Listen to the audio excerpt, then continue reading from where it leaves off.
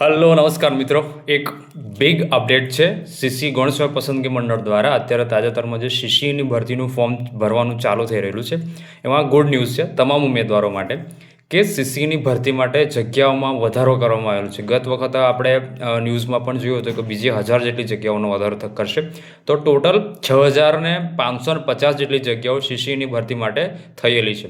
તો નવો અપડેટ છે ગઈકાલનું જ, જે તમે જોયું જ હશે સોશિયલ મીડિયા પર અને ટ્વિટર પર પણ ગૌણ સેવા પસંદગી મંડળ દ્વારા ટ્વીટ કરવામાં આવેલું છે. સાથે સાથે બીજી મોટી બિગ અપડેટ એ છે કે જે ફોર્મ ભરવાની ડેટ હતી 20 તારીખની, એમાં વધારો કરીને અત્યારે હવે તમે 2/3/2026 સુધી ભરી શકો છો.